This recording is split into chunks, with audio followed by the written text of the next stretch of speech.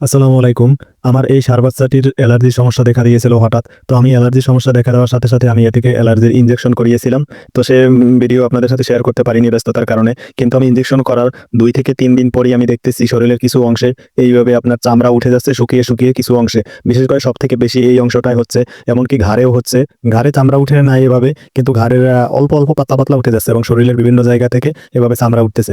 তো আমি নিজে যতটুকু জানি, তারপরেও আমি অভিজ্ঞতার সাথে পরামর্শ করলাম। পরামর্শ করার পর সকলেই বলল যে না, এটা ভালো দিক। কারণ মানুষের যেমন অ্যালার্জি হইলে জায়গা ঘা হয়ে যায়, তো গরুর এভাবে ঘা হলে ওখান থেকে চামড়া উঠে যায়। তো এই জন্য আর কি তোমার এটা এখন অ্যালার্জি শুকিয়ে যাবে, যার কারণে যেখানে আগে ঘা হয়েছে সেগুলো এখন শুকিয়ে উঠে যাবে। কিন্তু শুকিয়ে উঠে গেলেও এখন এই যে অঞ্চল জায়গাটা ঘা হয়ে গেছে, সেই জায়গাটা এখন কিন্তু কেমন জানি একটা হয়ে যাচ্ছে এবং এখানে প্রচুর মশামাছি পড়তেছে। এবং আপনারা জানেন যে গরুর ক্ষত জায়গায় যদি মশামাছি পড়ে, তাহলে মশামাছি অবশ্যই ডিম পারে এবং ডিম পারে বংশ বিস্তার করলে পরবর্তীতে এই জায়গায় পচন হয়ে পোকা ধরে, এমনকি বিভিন্ন ধরনের এখানে সমস্যা হয়। তো সমস্যাটা যাতে না হয় সেজন্য আমি এখন, যদি আমার বাসায় ওষুধ নাই, আমি ওষুধ আনবো, তারপরে ওষুধ দিব। তার আগে যাতে মশামাছি না পড়ে, আমি একটি সুতি ফর্সা কাপড় দিয়ে বেঁধে রেখেছি পাতা, যাতে এখান থেকে কোনো মশামাছি না পড়তে পারে। তারপরে আমি চলে গেলাম ওষুধ আনার জন্য। তারপরে ওষুধটা আমি নিয়ে আসলাম। তো ওষুধ আনার পরে ওষুধের গায়ে সব ধরনের নিয়ম লেখা, যদি আপনাদের কখনো প্রয়োজন হয়, এটা আপনারা ওষুধের গায়ে লেখা আছে সেটা দেখেই আপনারা বুঝতে পারবেন এবং চিকিৎসা করতে পারবেন। এবং আমি কি ওষুধটা ব্যবহার করছি, ওষুধটার নাম অবশ্যই ডেসক্রিপশন বক্সে লিখে দিব।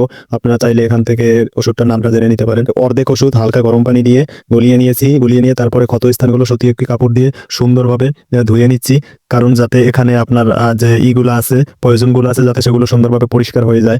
আর এটা পরিষ্কার করে সর্বপ্রথম নিতে হবে। সুন্দরভাবে পরিষ্কার করার নেওয়ার পরে একটা আবার সুতি কাপড় দিয়ে, সেটা শুকনো অথবা ভিজা হলে সমস্যা নেই, তবে শুকনো হলে ভালো হয়, সেই ক্ষতস্থানগুলো মুছতে হবে, সুন্দরভাবে মুছতে হবে। তো মুছার পরে তারপরে আপনার বাকি যে ওষুধটা আছে, আপনার বাকি যে ওষুধটা থাকবে, অর্ধেক ওষুধ আপনি পানির সাথে গুলিয়ে এটা সুন্দরভাবে ঘাগুলো পরিষ্কার করবেন, ক্ষত জায়গাগুলো। আর বাকি যে অর্ধেক ওষুধ থাকবে, সেই অর্ধেক ওষুধকে আপনি ভেজলিনের সাথে, মানুষ যে শীতের জন্য যে ভেজলিন ব্যবহার করে, সেই ভেজলিনের সাথে মিক্স করবেন। ওষুধের গায়ে লেখা আছে 10 গ্রাম ভেজলিন নিয়ে, আর বাকি ওষুধটা নিয়ে সুন্দরভাবে মিক্স করে পেস্টের মতো বানাবেন। পেস্টের মতো বানিয়ে ক্ষত স্থানে সুন্দরভাবে আপনার লিপে লিপে দিতে হবে এবং এভাবে প্রতিদিন 2 বার দিতে হবে। যদিও আমি এখানে 2 বার দিনে আমার একবারই হয়ে গেছে, আমি প্রতিদিন একবার করেই দিছি, এর বেশি আমি দেই নাই। আপনারা চাইলে একবার, যখন আপনাদের প্রয়োজন হবে আপনারা প্রয়োজন মতো দিবেন। আসলে একটা কি, ওষুধের গায়ে অনেক কিছুই লেখা থাকে, তারপরেও বাস্তবতা ক্ষেত্রে কিন্তু কিছুটা ভিন্ন থাকে। তারপরে তাদের নিয়মগুলো মানা উচিত, আর আপনাদের বাস্তবতার সাথে মিলিয়েও চলা উচিত। ওইটা মেনটেন করে আপনি চলতে হবে আপনার। আর আপনারা যদি চান যে আপনি ওষুধ পানির সাথে মিক্স না করে অন্য কিছু দিয়ে ক্ষত জায়গাটা পরিষ্কার করা যায় কিনা, বা অনেকে হয়তো এটা মনে মনে বলেন যে স্যাভলন দিয়ে দিলে তো ভালো হয়। হ্যাঁ, আপনি যদি চান কুসুম গরম পানিতে স্যাভলন দিয়ে, স্যাভলন একটা পরিমাণ মতো, যে কতটুকু পানিতে কি পরিমাণ লাগে এটা তো হয়তো অনেকেই বুঝেন।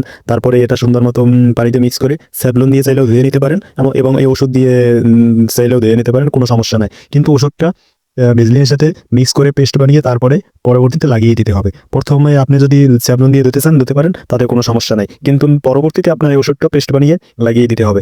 যে কোনো ক্ষত স্থান পরিষ্কার করতে হয় জীবাণুনাশক দিয়ে, তাহলে এই ওষুধটিও জীবাণুনাশক এবং স্যাভলনও জীবাণুনাশক। এজন্য আপনারা চাইলে স্যাভলন দিয়ে এটি নিতে পারেন, পরিষ্কার করে নিতে পারেন, কিন্তু সবসময় সাথে কুসুম গরম পানি, যেটা আপনি হাত দিলে সহ্য হবে সেই পরিমাণ গরম পানি আপনি নিয়ে এই কাজটা করবেন। এবং এখানে কোনো ধরনের মশামাছি পড়বে না। আলহামদুলিল্লাহ, এই ওষুধটি খুবই ভালো।